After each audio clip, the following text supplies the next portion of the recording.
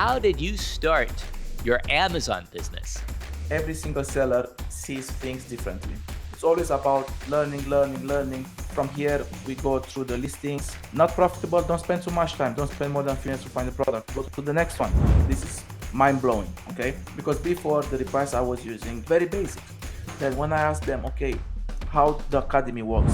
Hello, ladies and gentlemen. Today we have an ambitious, very ambitious Amazon seller who moved to the UK a few years ago after finishing his master's degree in business management in Romania.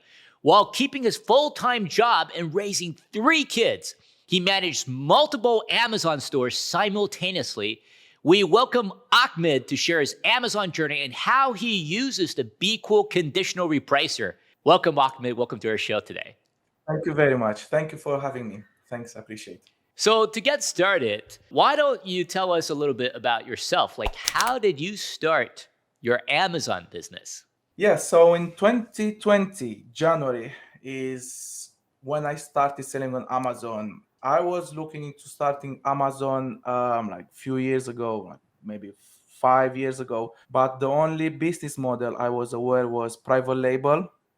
At least in Romania, everyone was talking about private label. I didn't know about online arbitrage, wholesale, any other business model. And as everyone knows, to start private label is not that easy. And, the budget is higher than starting online arbitrage, wholesale. I didn't really have money, but I was looking into this. Then I moved to UK. Then again, I started looking to studying. I just wanted to online business. I wanted to work for myself.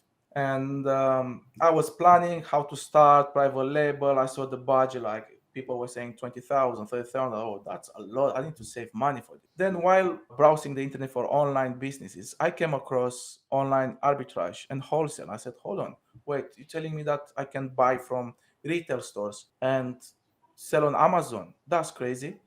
Okay, so I started looking more into this, and I was, wow, I can just spend £1,000, for example, buy different products and send to Amazon. This is how it started. This is like in short, this is how I started. I think I spent like 2 or 3 months every single day watching YouTube videos. I remember going in one retail store from UK, and I spent £1,000 after I purchased some deals from a website, and I spent in that day from, I remember very well, from about 7 p.m. until next day morning 5 6 a.m. packing like 4 small boxes. But it took me a long time to pack everything because it was first time to do this. And then I went to sleep. After a few hours, when I woke up, I checked my emails and my account was suspended. Suspended? Already suspended, yes. And they asked me for invoice for some products that I had in inventory, which obviously I had the invoice. And yeah, I took my account back like in a few hours. It was fine. Yes, I remember I went to a UPS drop point with 4 boxes, and this is how it started. I started with online arbitrage, and now I'm doing wholesale and online arbitrage. I'm doing both, 50-50, I believe. So tell us, how did you manage your Amazon business with a full-time job? It's not easy. I want to start by saying it's not easy. However, if you are motivated, you can do it. You can do it. Yes, I have a full-time job. I'm a lorry driver. Now I'm working only 4 days. Before I was working 5 days, but slowly, so I want to go move more and more into like to go Amazon full-time. You just need to sacrifice other things. Yeah. So if you don't have free time, you need to sacrifice something. Yeah, maybe spending time with your kids. I know sounds a bit harsh, but I sacrificed a lot of, I want to be honest, I sacrificed a lot of free time, like time with that should was supposed to be spent with my kids. I just sacrificed because I said, you know what, this is the only way to run this business.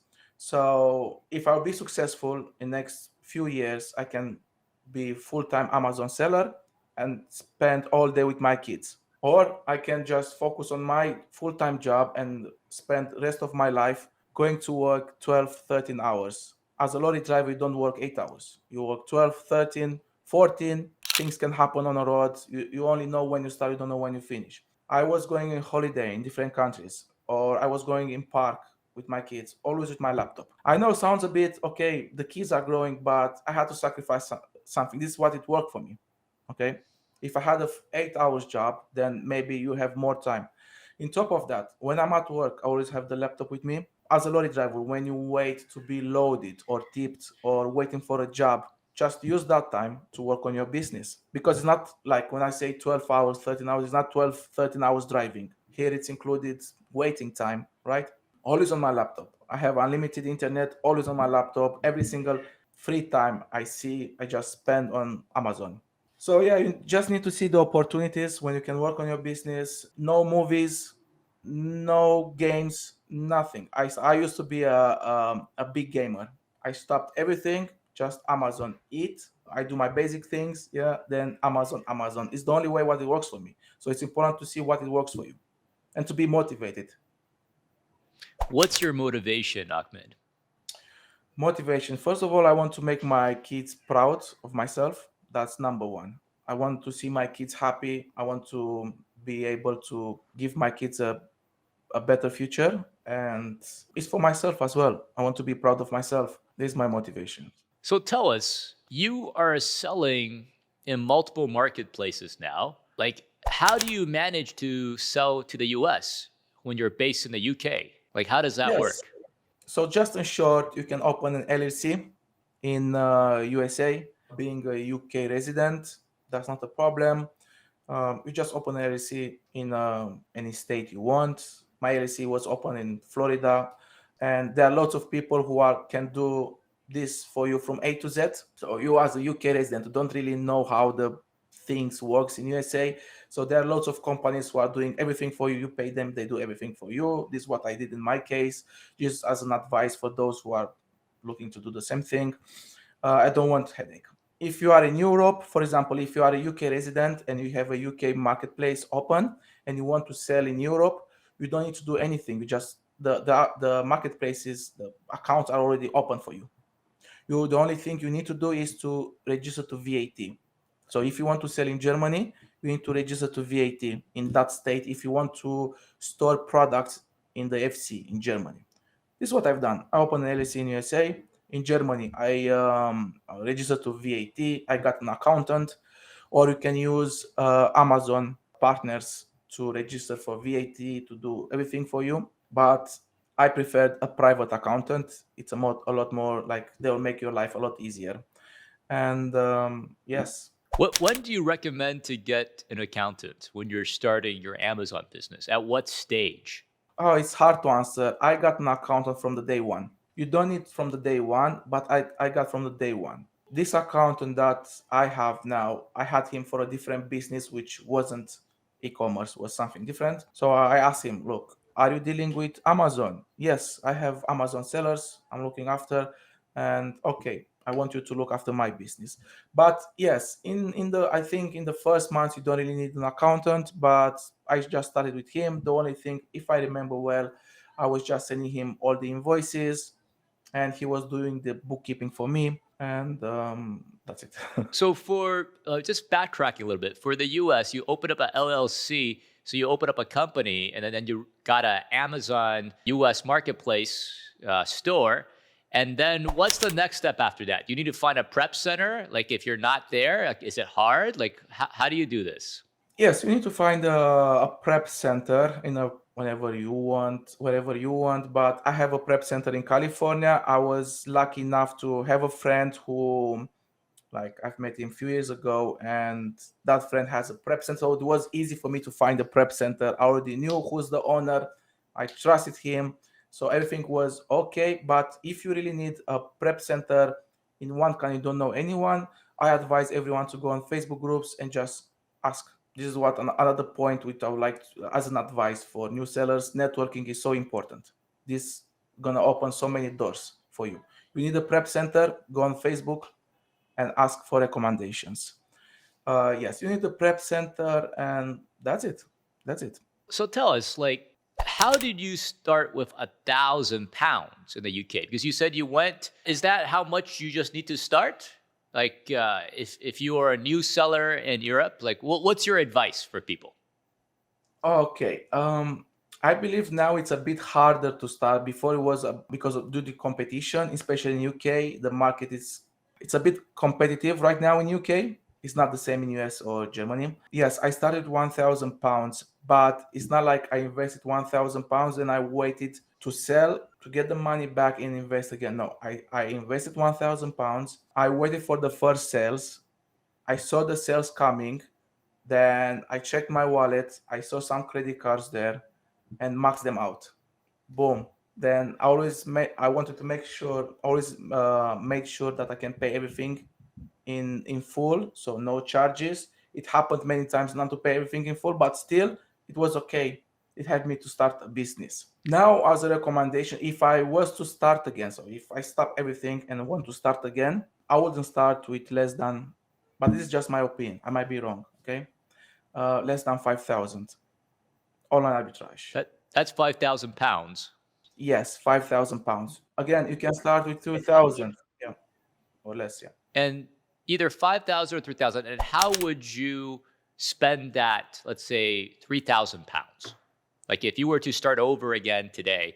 Yes, I will spread the risk across multiple ASINs. I will buy two, three from every single ASIN. Why? Because if you are a new seller, obviously you don't have much knowledge about sourcing, keep up, you will make lots of mistakes. So if you have 3,000 and you buy 500 different products, you might fail with some, but there are other ASINs which will save you, okay? Because no way to everything you invest to be 100% profitable. Things happens on Amazon. Price goes up and down. No matter if you are the most expert guy in the market, things happens. What is important is to spread the risk. We fail with some products, we make money on other products. So I'll invest. I'll buy maybe two, three from every single ASIN. At the same time, you can see what it works. If you see that you purchased one ASIN and it sold well, purchase again, take your money back, purchase again, more. So you're saying like doing like test buys, you spread the risk, spend the money. Would you start with a professional Amazon account? Like you pay the professional Amazon account, or are there other tools that you would recommend for new people who are starting to sell? Yes, I started professional account from the day one. If I'm not wrong, if you don't have a professional account, you can't use softwares. I might be wrong, but this is what I believe. You can't get the buy box. That's if you're not in the Yeah, that's professional another one. Amazon account. Yeah. Yes, and I think you can't even use like repricer or other softwares if you don't use a professional account. I might be wrong because I started from the day one professional account. So when I started, I was all in professional account business. Many people are starting with like sole trader, I think it's called. Yeah, when you don't have a business. So I was from the beginning business professional account. Yeah, I'll recommend professional account because you pay around 39 pounds, and if you don't have a professional account, you will pay, I think, £1 something per sale. So it's easy to make 40 sales a month. It's easy, especially if you invest minimum 3,000, let's say. It's easy to make those 40 sales. If you make above 40 sales, you already pay more than you should. Yeah, definitely. Like if you are getting more than 40 sales, then you're paying 99. In the States, it's 99 cents. I don't know. Maybe in the UK is 99 pence for each sale. I don't know how much they charge you if you're an individual seller. Yeah, but for a professional account, if it's over 40, then you should get a professional account. And tell us, what was the first profitable product that you sold? It was a ketchup product, a hot ketchup product, but I forgot the name because after I sold out, it just crashed. It was something Mexican, but I forgot the brand because I only sold in the beginning. And one of the first products I purchased, yeah, a hot sauce, Mexican hot Where sauce. did you find that? The deal, or so as I said in the beginning, I purchased deals from a website. Then I went to a retail store, and the store was called Waitrose in UK, close to my home, and I purchased 12 ketchup sauces, and it sold well. Yes, it sold well, but then it crashed. Many other sellers found the same product, and as you know, high competition, the price is just Yeah, there's a lot more offers on there. And then so you are able to, sometimes you just take the money as you can, like when, Yes. like when the sales is good and then there's a good profit. So tell us, like, what was your learning curve like? Yeah, on Amazon, because you started, you said in January 2020, just around the pandemic. A lot of people Yes. are buying things online. So what was your learning curve like? Because you said the first 2 months you just watched as many YouTube videos about Amazon FBA, about selling on Amazon. And then after that, what was it like? And then you also recommended joining Facebook group. So you're in a community, and I know you have a Facebook group as well. So what was your learning curve like yourself? So first of all, I watch every single YouTube video related to Amazon, every single one. I watch thousands of videos with Keepa, yeah, because everyone needs to understand that every single seller sees things differently. Okay, you might analyze one product, you might say is good. I might analyze the same product, I might say is bad, but doesn't mean you are wrong or I'm wrong or you are right or I'm right. It's all depends. Everyone has different criteria. So I want to see different point of views, then to make my own point of view. Then I just wanted to make sure I understand Keepa very well. Then I wanted to make sure I understand sourcing.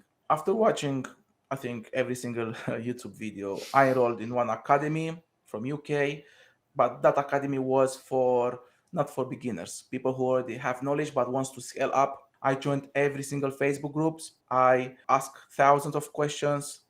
I did a lot of networking, private chats, just to steal as much as I can because I knew if I have knowledge, I can be successful. There's no other way. And I want to avoid Knowledge is making power. mistakes.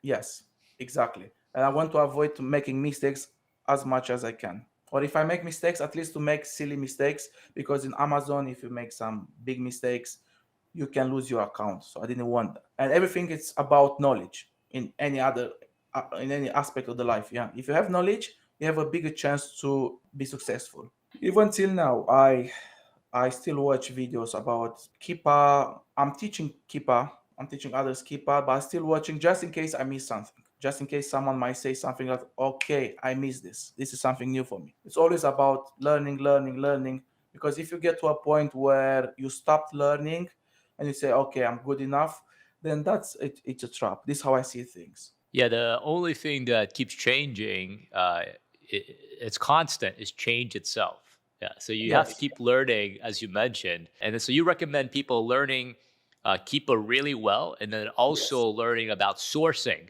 yes, and then you continuously update that. And what I like about what you're saying is because you're also teaching other people. So when you teach other people, then you're gonna really need to internalize what you learned, and then reshare it to someone else. Yeah, so yes. that is so valuable. I want to ask you, for sourcing, how do you avoid severe competition when you're sourcing? Could you give our audience some tips about how do you do sourcing in Europe? I always, when I'm teaching others about sourcing or my team, I always tell them this is my, again, I don't want anyone to believe this is what I'm saying is the ultimate truth. This is the way I see things. Okay. I want, for example, when you look at the average price, we only compete with FBA sellers. We don't care about the buy box if the buy box is with an FBM. We don't care about FBM because we are not doing FBM. We are not FBM sellers. So only looking at the cheapest FBA price for the last year. And we take the average price. We want the average price of the cheapest FBA seller to be above our break even for at least 80% of the time. Why? Because if the average price of the cheapest FBA was below break even in the last year for most of the time, and even now is profitable. I don't care if it's right now we have £10 profit.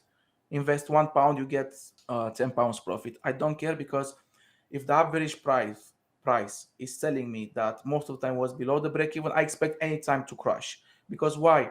The number of sellers, most likely 99% of the cases, now is profitable because there's no sellers, no competitors. But imagine that there are other sellers who are finding the product. They will jump on a listing, and if you check the trend, if you check, this is why you use Keepa to see to check the history to predict the future.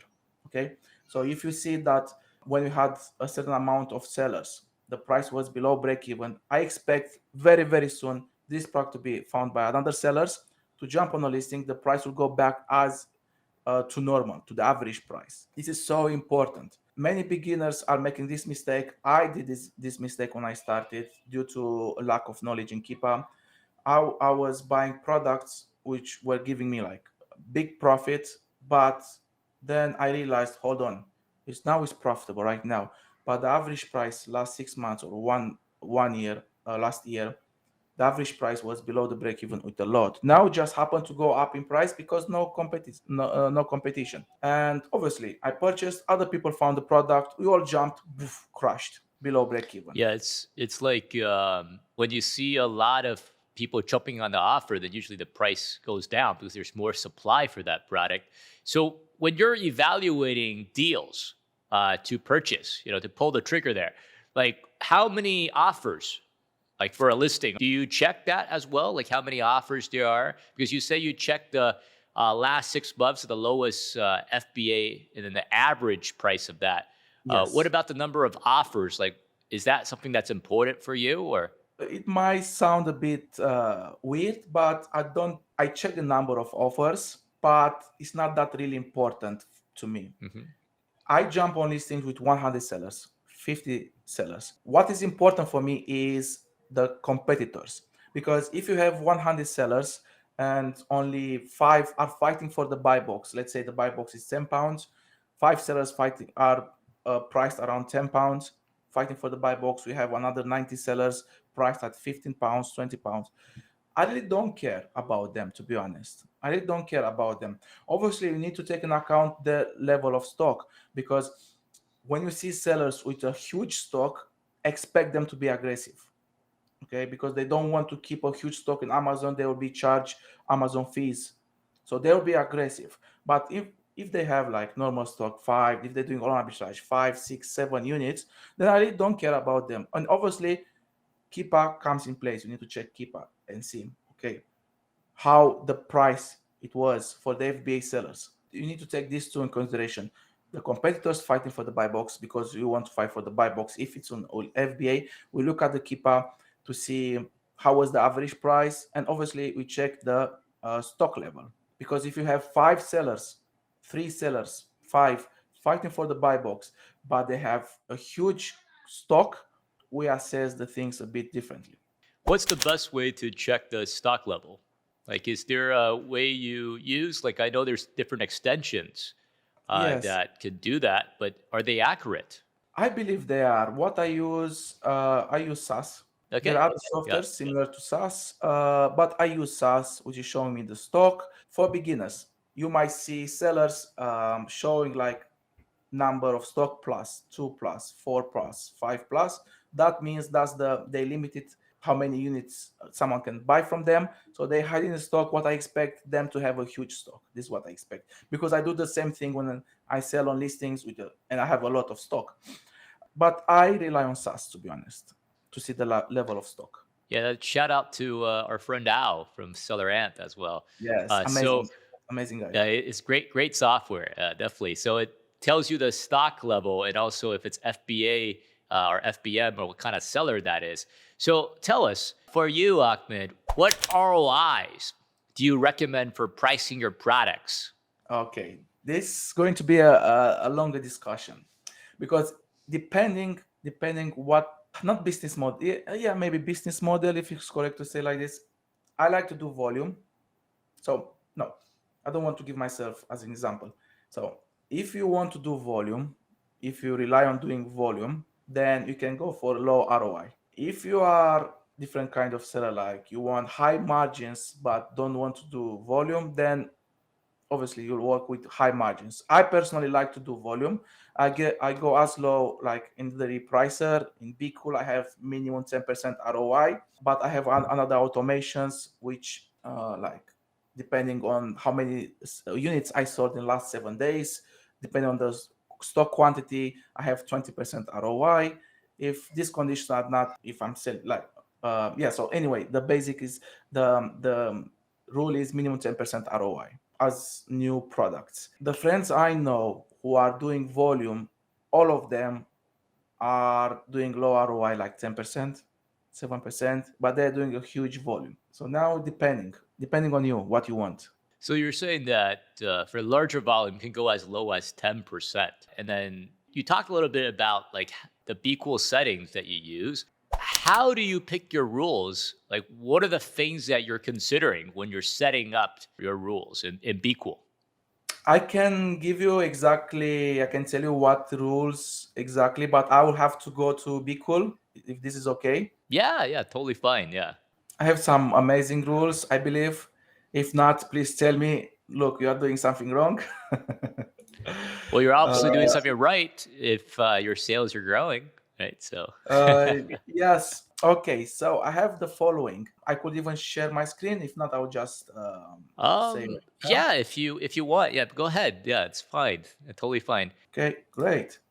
So we can go through the rules. So this is what I have. So when none of the above condition is met, I have 10% ROI, AI.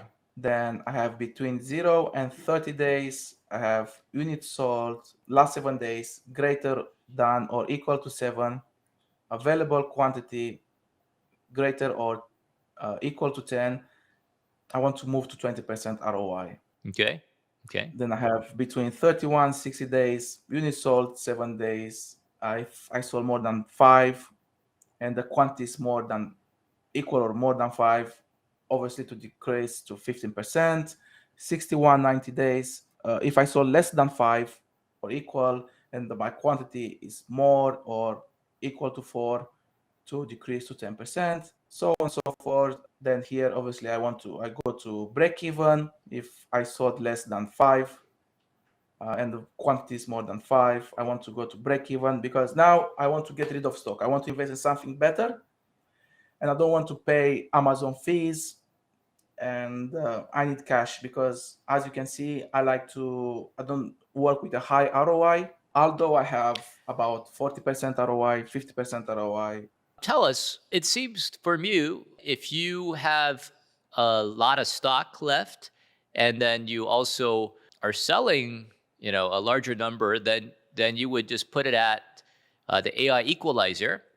And then when the product, if it's not moving, then you shift to a more aggressive repricing strategy. Can you Yeah. tell us why you set it up like this? Yeah, for our audience to understand. If I have a lot of stock and it's not selling, then I set up to AI sales maximizer. I just want to get rid of stock. I don't want to You keep want to stock. liquidate it. Liquidated, yes. I don't want to stay with stock in Amazon. I'm being charged Amazon fees, then it will affect my cash flow. And I don't want this. I need money. I want to invest in something else better. Something more This profitable. more profitable or something that I will sell because I want to do volume. I want to do volume. I need cash back because you have invoices to pay, you have salaries to pay, all kinds of bills, right?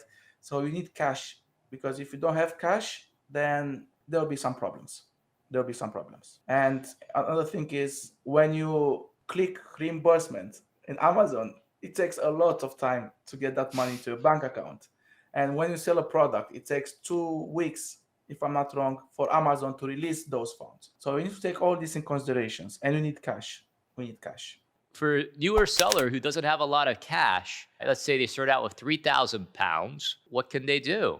I will advise to buy a little bit to cross the risk, buy 1, 2 units and multiple products, different products, and to go for fast selling as much as he can for products which are selling fast because he needs to get that cash back. Many mistakes I see from beginners is they let themselves controlled by emotions. I was the same. Oh, I'm starting, I want to buy, I just want to buy, I don't care, bad, good, I just want to buy. I did the same mistake. It's just excitement, starting a new business. But it's so easy to lose money in Amazon. It's so easy. It's nice, beautiful to buy and see a sell, but first of all, you need to make sure it's profitable and you want to make sure you are selling. Try everything you buy, try to sell in the first 30 days, especially when you're starting, because you need to take that money back. Otherwise, you'll be stuck with stock in Amazon and I wouldn't go for something that is selling less than 20 sales, is getting less than 20 sales a month. But obviously there are other things which I would like to add here. If there is no competition, then you can go for products which are selling less than 20 times a month for tens if the profit is huge, or if you're happy with the profit. There are many things you need to take in consideration when buying a deal. But as a general idea, minimum 20, 30 sales a month. But again, you need to check the competitors, how many competitors, their stock level, how aggressive they are, or if selling 10. I purchased deals which were selling like 10 a month, but had a good profit, no competitors. It wasn't a big item, so it made sense for me to buy few. Obviously, you'll only buy few. Don't invest in products which you believe will not sell in more than 30 days, or let's say 60 days if the profit is good. So when you first start out, for beginners, you do want to get that cash flow back. And then so you advise finding product that have good margin and it could quickly sell within the first 30 days. That Yeah. would And then be ideally. that would be ideal if you're able to find this. So could you show us like how somebody could find a product to sell? Let's say if they're based in the UK, for example, or in Europe, like how will they find a product to sell online? Okay, there are multiple ways of sourcing. I will show you what I like the most. I'm not sure because Keepa is involved. I just love Keepa. And shall I share my screen and do a demo? Yes. Or Yeah, you could share your screen and do a demo for us. so let's say we are in UK. Why I like doing Keepa reverse sourcing is because we can tell Keepa what products we want. We can add some filters and it will show us exactly products that fits our criteria. So we go to any product. We need to go to product finder, and I will tell you, I will show you what filters to use, and I'll explain them a little bit. Just to change here to UK. One of my team members made sourcing in USA. Okay, great. So we have few filters here. We're not gonna use all of them. So we have sales rank here. So in the sales rank, if we're doing sourcing, we can use keep a reverse sourcing to do sourcing in wholesale as well, but we change the criteria. We're gonna focus on online arbitrage now. Then we have here the sales rank, current 30 days average, 90 days average, 180 days average. What I advise everyone is to be flexible and play with the filters. Don't always use the same filters. So let's say if now we want to see products with an average, with products with sales ranks between, let's say, 40,000 and 50,000. If you go too low in sales rank, you will have hard time to find products from online arbitrage. Not impossible, but you'll have a hard time. Then Amazon. You want Amazon out of stock? Then here, you want products which are being sold by FBA sellers with a price between, let's say, 20 pounds, 40 pounds. These ones I'm not using FBM. If you want price for the FBM sellers, you can use this one. We don't not gonna use. I'm only going to show you what I will do as an FBA seller. None of this. I'm not using any of this. Then if you want to source in certain categories, feel free to come here. Grocery, health and personal care, home and garden. Let's say beauty. I like beauty category, but you can leave it, just go broad, no categories, whatever you want. Be aware here on the bottom right side, you see the number of products. So what you want now is to filter down to maybe 100 products, because you don't want to go through thousands and hundreds of products. So you want to filter down to maybe 1 to 100, whatever you feel that is comfortable for you. Subcategories here, title. If you want products to have a certain keyword in the title, like for example, you want to find products which are related to Halloween. Yeah, you add Halloween, or you want multi-packs. It might work to add multi-pack, bundle, packs, or pack in the title, then to show you listings which have these keywords in the title. If you want to do brand sourcing, okay, you add here the brand. Yeah, you want Nivea, you have some Nivea, it will show you only from these brands, okay? Or if you want L'Oreal, Puma, whatever, you just come here and you just go very, very niche. For now, I'll just leave it blank. I hope everyone gets the idea. Then what I use is here, how many FBA sellers. I recommend going for minimum 3, but be aware that if you go for minimum 3, you will miss those listings with no FBA sellers, which are good. There are so many good listings with no FBA sellers or 1 or 2 FBA sellers, and you will miss them. This is why I said in the beginning, play with the filters, okay? Go for listings with no FBA sellers. Go for listings with 1 FBA seller. And buy box third party. Then what I use is buy box is with FBA. I select all because I want listings where FBM sellers have the buy box. It's fine. Buy box unqualified means if you want listings with suppressed buy box, yes, it's fine. Many people, beginners, believe that if a listing doesn't have buy box, it's not selling. No, that's not true. It's selling even with the suppressed buy box. All we don't sell digital products. Keep it simple. We don't want variations. Yeah. If you want this, make sure you know how to check a listing, which variation is selling, or just keep it simple, no variations. Then let's try to drop to 100 rating. We want 4 ratings and above. Reviews, let's add 100 reviews. Yeah, if you have reviews, it means the listing is selling. In UK, I'm not sure about US. In UK, we consider that a listing gets a review every 100 sales, you get 1 review. Then if you want the weight, okay, if you want to add the weight, I don't add. When I do wholesale sourcing using Keepa, yes, add weight here, 250 grams, whatever you want. Then MAP restriction is not applying to us in UK or Europe. Well, I believe it's only US. So we have 68 products, okay? Find products.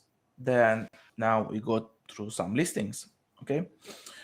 I'll click on this one. I don't know the brand.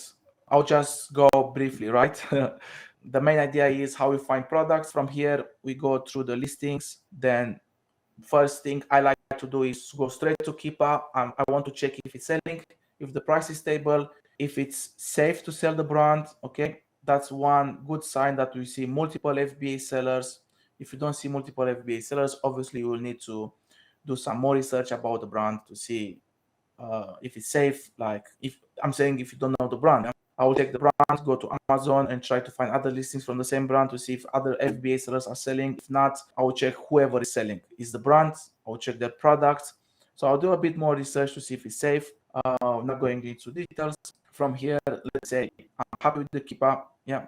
So before trying to find this product at a supplier, we'll just go straight to Keepa. Yeah, because you don't want to try to find a product to see if it's profitable, then to see that it's not selling, okay, or something like that. So yeah, I can see the sales are decent, the price is quite stable. The next step is safe to sell it. For example, I'll go using SaaS, I'll go to Google. Always make sure if you do a reverse search on Google, make sure the title makes sense. Yeah, because many times in Amazon you'll find listings with all kinds of keywords, so the product can be ranked better. We don't want to give hard time to Google, so you make sure you have a title which makes sense. So now we want to find it. If I find it for £10, it will make sense for me to sell it. Okay, the break even is 17.80. Yes, we can see the price, the cheapest FBM was above the break even. That's a good sign. So from here, if I see that the product is being sold in multiple stores, but the difference is quite huge, so I want to pay around 10-11 pounds, but we can see here 16 pounds. Okay, then I wouldn't waste that. For me, I know it's no chance to find this product for 10 pounds. No way. Just 1 second, just to make sure. Okay, so if I buy for 10 pounds, I'll make 3 pounds. Okay, if I see in stores, because here you need to be fast. If I see, for example, this store or another few stores selling this brand, but it's priced around 12 pounds, 13 pounds, what I will do is I will go to the store, I will add in the basket, I will make a basket of minimum 100 pounds, and I'll try the voucher codes. And it's a big chance you to drop the price down to 10 pounds or 11 or close to your maximum price. Here we can see we can get 50% off, but still not enough. But if you see like 16 pounds, no way to get 6 pounds discount. It's too much. That's 50% off or something like that, I believe. No, maybe less than 50% off. 50% off. However, I hope it makes sense what I'm saying. This is what I'm telling everyone. So if you see multiple places selling for 12 pounds, 11 pounds, try the voucher codes. Very important, voucher codes. In UK, we have Top Cashback, Pouch, Honey, voucher codes by deal finders. Use them. See if you can drop the price to your maximum price that you will pay, and that's it. Not profitable. Don't spend too much time. Don't spend more than 3 minutes to find the product. Go to the next one. If you're not happy, go to advanced filter. Don't click back because it will just reset everything. Change the filters here, and that is in short. Thanks for that very detailed sharing. For more tips, definitely join Ahmed's Facebook group so you can find out a lot more about sourcing as well. And he also has a team of VAs as well. So, talking a little bit about that, when is it a good time to use a repricer for a seller? Like, how many listings should they have, or what kind of revenue should they have before they decide to invest into a repricer? I will try to keep it simple. Get a repricer as soon as possible. As soon as possible. As soon you see that how much I'm paying for BQool. I'm paying $100. Okay. So as soon I see that I'm making at least $100. So the break even is $100. Okay. This is how much I'm making a month. I will get a repricer. Why? Because we need to take in consideration the competition. If other people are using a repricer and they are just dropping 1 cent below you, you finished. Most of the time you are finished. Okay, especially if they have more reviews than you are a new seller. You have no reviews. The reviews plays a huge role in getting the buy box, especially in USA. This is what I noticed. So you have other competitors, more reviews than you, maybe more stock than you because you are a new seller, and they undercut you to 1p. That's it, you're finished. So what you're gonna do? Just need to get a repricer because we are in 2022. We are not like 30 years ago, or I don't know, 10 years ago. I went to back so everyone is using a repricer. Everyone. So as soon you make at least the money to pay for a repricer, just get it. This is my advice. This is what I will do. So if you're a new seller, you're kind of non-featured, and also you have no feedback as well.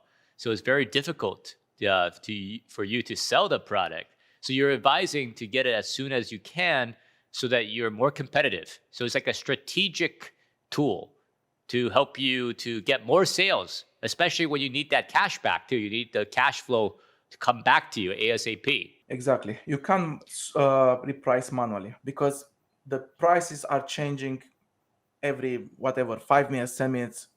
It's changing like thousands of times a day, maybe. Yeah, I never counted, but yeah, taking consideration all the competitors is changing. Like, how can you keep on top of that? You can't manually just reprice the price. This might be interesting to you. You can check how many time reprice for a listing in BQool for listing. Anyway, but I'm wondering, you've used different repricers in the past. Why are you using BQool? Like, what kind of feature is in BQool that you think is useful for you? Okay, I used quite a few repricers in the past. I think I used my first repricer after maybe 2 months in the business because I understood that if I want to play with the big boys, I need to follow their steps. They're using repricers, they're using Ferrari, I need to use a Ferrari or something better. This is why I outsourced most of my tasks in the beginning. This is a bit off topic, but I want everyone to understand the way I see things. I used multiple repricers, but all of them, they were either only AI, at least this is what they claimed, or only rule-based. Then I came across BQool. BQool is AI and rule-based. It has two, okay, which makes sense, yeah, because you have people who want only rule-based, you have people who only want AI, you want people like me who wants both. I want both, and they said, oh, you know what? I need to test BQool. If it works better, great. And all the repricers I use, they are big names on the market. So far, BQool works the best. How has BQool helped your business? So first of all, why do you think is the best for you? So first of all, because it has AI and rule-based and has a lot of automations. As I showed in the beginning, you can have different rules, different automations, depending on the stock level, age of the inventory, or which is pretty cool. There are lots of automations which, to be honest, I didn't use them, but I'm trying to figure out all the, all the features that BQool has loads, okay, which tells me that what you built, guys, is amazing, very smart, but I will just need to figure out. But what I'm using so far, as I showed in the beginning, you can have let me go back, sorry. Like, I have conditions like between 0 and 30 days, depending on the units I sold and the quantity I have to move to a different rule. Okay, I have my default one 10%, but I don't want, for example, to have my default at 10%, then my product to sell very well and to stay at 10%. No, if my product sells quite well, I want to increase the ROI. Okay. If it's not selling that well, then to decrease to a different rule. So I love the fact that we can move to one rule to a different rule, and you have so many, like, a lot of flexibility. And in this way, you save a lot of time. You save a lot of time. You don't need to go every day to the repricer and check the automations. Okay, this didn't sell and this was 10% ROI. What I'm gonna do? I need to create a new rule below 10%, for example. No, I have everything set up in BQool, and BQool is just taking care of this. What I need to do daily is maybe cost of goods, min, max, and that's it. So it's saving a lot of time and lots of features. You can play with the rules. Again, depending on the stock level, age of the inventory, sales, you can have different automations, which is great. And the effect this had is my sales have increased. Okay, my sales have increased, the net profit have increased. So this is what I want for a repricer. How much has it increased by? Okay, so my sales have increased with 7%. Okay, my sales have increased with 7%, and my ROI have increased with 12%, and the profit on sales have increased with 7%. Yes, so maybe it doesn't sound like a lot, but it is a lot for me. And how long a period of time has it been since you started using the BQool repricer of seeing this 7% increase in your net profit? So what I've done was I just compared the last 30 days, since I use, because I have 30 days with BQool, and the previous 30 days. This is what I've done right now. Okay, but it was obvious to me that my sales have increased. Like, I don't need anyone to check any figures. I just want the daily sales, and I could see that it works better for me. It works just better for me. But what I've done was to compare the last 30 days since I started using BQool with the previous 30 days. The stock level, for whoever is asking, maybe your stock level changed. No, is very, very similar. Very similar. Okay, so you had the similar number of listings, similar number of stock, but the last 30, when you compare 30 days to 30 days, you saw a 7% increase in the net sales. I want to add something else. Very important. I want to add that I had some, like, I signed up to BQool, and the BQool, it's very complex repricer, but in a good way. Yeah. It's not like a basic repricer. You have two rules. That's it. Boom. No, we have loads of automations. So obviously it took me a while to figure out, because when I started with rule based, because I want to keep it simple until I figure out.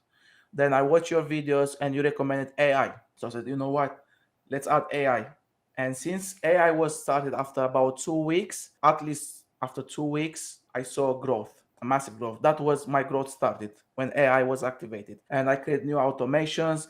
I had many days with listings without being repriced, but it was my fault. I was trying to figure out. And another thing I want to mention is, before BQool, I used the repricer, which just messed up my min and max. So every single day I had pricing alerts because of that repricer. So that affected my sales. Without having those issues, now with BQool, I would be a lot more, I would have more sales, but I have some issues which been sorted from the previous repricer, and I kind of figure out how BQool works. I think I have right settings, and it's just better than anything else I used. But again, this is just my personal opinion. What works for me. That's fantastic to hear. So it's not a fluke. Like you see that things were the same, and then over 30 days you saw improvement, and that's including you trying to figure out how to use a new repricer and also adjusting and then Yes. setting up those rules. Yeah. So why did you start using conditional repricing? Why did you? Because I think automations, like automations, as Okay. you mentioned, because you mentioned that you use rule base and then you switch to AI, and then I noticed that in your setting you use conditional repricing or automations, as you may know it in the UK. Yeah, like you set it now with by the sales and also by available quantity and also inventory based repricing. Yes. Does that save you a lot of time? Like why did you set it up that way? I think for me the best thing about BQool is the conditional, how it's called, conditional repricing. Yeah, This is conditional the repricing. best, Yeah. is the best for me. Yeah, in my case, because every listing is different, every situation is different. Okay, I don't want to have one rule for all my products. Some might sell better, some might sell less, some might be older, some might be newer. I don't want same rule for all these products. Yeah, if I have a listing again which I have default 10% minimum but is selling well, why would I sell it at 10% minimum? Why having like 10% minimum ROI? Not doesn't mean you are going to sell at 10% minimum ROI depending on the competitors. But if someone decides to drop the price and BQool sees, okay, you sold in my case more than 7 in last 7 days, then BQool will not drop the price to 10 minimum 10% if it's following the other competitor. Okay, it will stay at 20% until BQool will see, okay, last 7 days we didn't sell more than 7 products. The age inventory is between 0 and 30 days, so let's drop now, which is amazing. I don't know if people realize, but this is mind-blowing. Okay, because before the reprice I was using, you had only one rule, doesn't matter selling, not selling, age, whatever, same rule. Yeah, so this conditional repricing is the best thing that BQool have created. Thanks for sharing that, Ahmed. Now, I want to ask you, as an Amazon seller, when should you start outsourcing? Oh, so personally, I outsourced, I think, after 2 months, and I'll tell you a few reasons. So the first thing I outsourced was the prep. First of all, I hate prepping. I hate. Yeah, me My too. house was a mess. I was stressed, angry, fighting with my wife. My kids were opening the boxes, packages, crying because they want that in this. It was a mess. And the time I was spending on prepping, it's massive, especially when you don't know exactly what you're doing. Yeah. I didn't know what I put in which box is what, and it was crazy. And from 6 in the morning till 12 p.m., people knocking on my door, delivery drivers, boxes, mess. And it was after I purchased my own house, and a nice, beautiful house, and it was a warehouse now. Yeah, like I was prepping this kitchen, then I moved to kitchen and living room. It was a mess, and I didn't feel comfortable. Like I want to go home and everything to be clean, not to see boxes and packages and people at my door all day long. So I said, I'm spending so much time. Another thing is you need to take into consideration that if you have a job, you receive products and you need time to prep and send. Maybe you do this once, twice a week. So that stock is It's just stays in sitting your home, there. sitting there. Yes. So I said, you know what? I will outsource. Yeah. How much I'm gonna pay more? 30p, maybe 30p, but no stress. And that time can be used to source, right?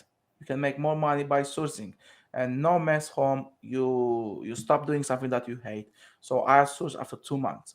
I was criticized on multiple Facebook groups when I started asking about recommendations about Prep Center. People were saying, oh, why you outsourcing so early? You just started, blah, blah, blah. Everyone's situation is different. No one knows how my life works or what's happening in my life, right? And this worked for me. This worked for me.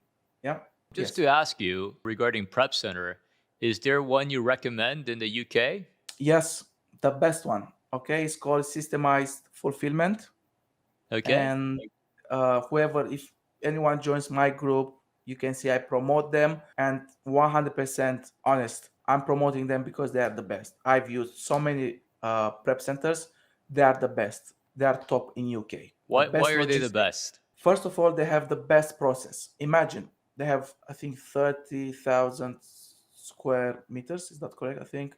Anyway, Okay. a huge prep center, a huge, like big, something massive. You can play professional football there, and they've been on the market for a very long time. I think they're one of the first when it comes to Amazon. I believe they're one of the top. Then The owner, Kev Blackburn, he's known for systemizing business. This is what he's like teaching about systemizing, how to systemize business, teams, everything you do. It's only about systems, and they have a good price, really good price. The level of support you get from them is massive. It's just massive, and like business support and support about everything. You can talk with them about everything. They call you on Zoom, you sit with them, you explain them your problem. They're always willing to help you to increase the business, because in the end it's a win-win. Your business works, their business works, right? They have CCTVs. This is what I like. So they have CCTVs for, they record when your products arrive. They record when they prep your products, when they ship your products. So for example, you have to reconcile a shipment with Amazon, and they say we double counted, blah blah blah, nothing was found. You call them, look, I need the footage for this shipment, send it to me. They will send to you, and Amazon can't say anything. Yeah, everything recorded. This is the footage, and they have different people for different problems.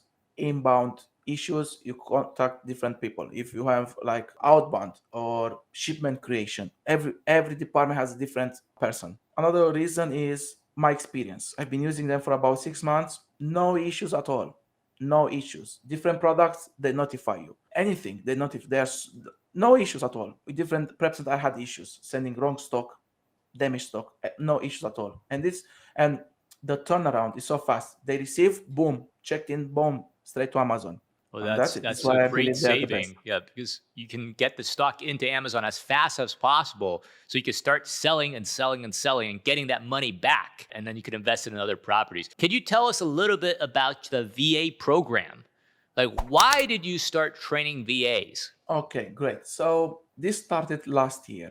Just a short story. I started last year training virtual assistants, and I was charging the clients for virtual assistants. Okay, so you wanted a trained virtual assistant. I would say, okay, Samuel, the price is £300. I'll train one for you. Okay, after a few weeks, you'll get one. Now, then I stopped because I had to focus on I stopped before Q4 last year. I said, you know what? It was growing, this business. I had so many clients, so many VAs, but no time for my Amazon business. So I had to decide. Okay, I stopped. Now I realized that on all these Facebook groups, there are so many virtual assistants who comes and apply for a job. They show you a certificate. I've been trained by this academy and that academy. But when you get them into interview, they don't know anything. They only knows the basics of sourcing and keeper, but only the basics. For example, they don't even know how to check the FBA seller on the keeper graph. They don't know what's that. Many of them, they don't know what is the green line on keeper graph. Okay, so very basics. Then when I ask them, okay, how the academy works, they just telling me things like, oh, 2 days of recording videos, and that's it. Okay, that's fine. So we as sellers, we have hard times to find good virtual assistants. We don't want experts, because anyway, you provide training. Everyone business is different. No one can teach another virtual assistant exactly the way you run your business, but at least you want them to know the basics. Okay, to know how to read, keep a not expert level, but at least a decent level, especially when they see they graduated an academy or sourcing. So we always had to train them from zero. Okay, then they have a problem with the mindset. They're not teaching the right mindset. They're working for European sellers, for American sellers, and the trainers are virtual assistants. They're not even business owners. That's another problem, and they're from their countries. So when you work for people who are from a different culture, you need to understand their culture. Okay, you need to understand their culture and to make them like you. Okay, because you can't bring your culture into their culture.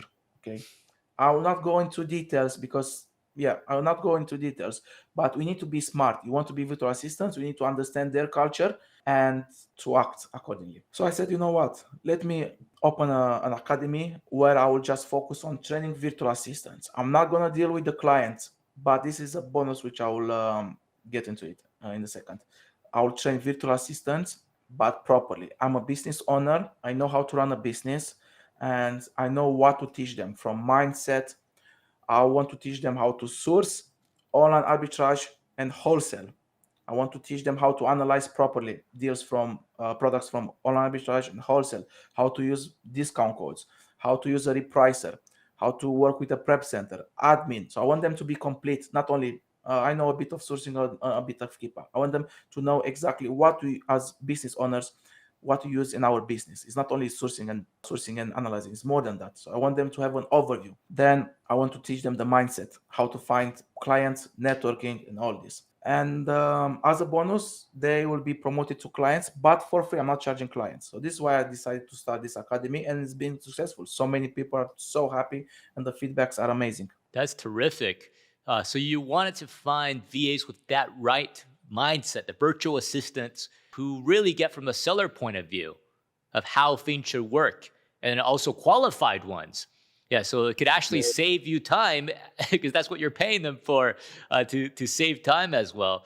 I just want to ask you, if you could go back and start everything again, what would be 3 tips that you would give people who are new to selling in Europe? Yes. First of all, learn how to source, how to analyze. Very important. This is tip number 1. 2, networking. Do a lot of networking. Surround yourself by people who does the same business model. And 3, just join every single Facebook group and subscribe to every single YouTube channel teach about Amazon. So knowledge, all about knowledge and networking. Main tips for me. Thanks for those tips. Those are so important when you're learning this. And a lot of that knowledge, like you see on Facebook, on YouTube, you just have to invest the time into that. So you have a basic level, and then when you do find the expert, you can actually ask a more intelligent question. So Ahmed, I want to ask you, is there anything else you'd like to share with our audience? Like, where can they find you? Okay, great question. So I have 2 Facebook groups, one for virtual assistants. So anyone who is looking to become a virtual assistant, but a well-trained virtual assistant, they can join my group. Maybe I'll just share the link with you. This is okay, or I don't know exactly Yeah, how to do it. absolutely. Yeah, be free to. Yeah. We'll also have it in the description as well, so everyone could see it. Okay. Yeah. Yes. Then I have a Facebook group for sellers. Again, I will share the Facebook link with you. They might find it maybe in the description. And I started a new YouTube channel. It's not something like professional wow, but I'm more talking about the virtual assistant program, just uploading videos from time to time. But my main focus now is Facebook, the 2 Facebook groups. Yes. Okay, so for more information, definitely go check out the Facebook group, and you could also contact Ahmed in the Facebook groups, and network like he mentions. Yeah, Yes. so this is so important. Yeah, so thank you for your time today, Ahmed. It's been great talking to you. I think we can even discuss virtual assistants in detail more from your experience. You definitely have a lot of experience in that area. Yeah, so thank you for your time, and best of luck to your business Thank or you. businesses. Thank you very much. Appreciate it. Thank you so much. Yeah.